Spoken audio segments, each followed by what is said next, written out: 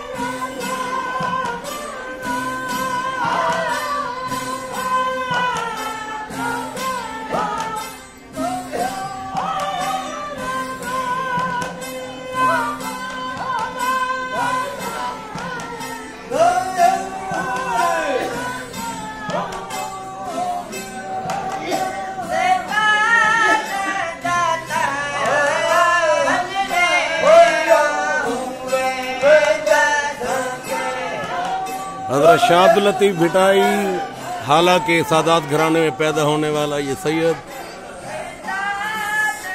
1789 में हाला के अंदर पैदा हुए, 1689 में, और 1752 में आपका विसाल हुआ भिट शाह के मकाम के ऊपर। 20 साल की उम्र में इल्म के लिए निकले। 3 साल तक सूफिया बुजुर्गों से और लोगों से इल्म हासिल किया, दुनिया घूमी। सूफी शायर, सिंधी ज़बान का शायरी का एक बहुत बड़ा हवाला,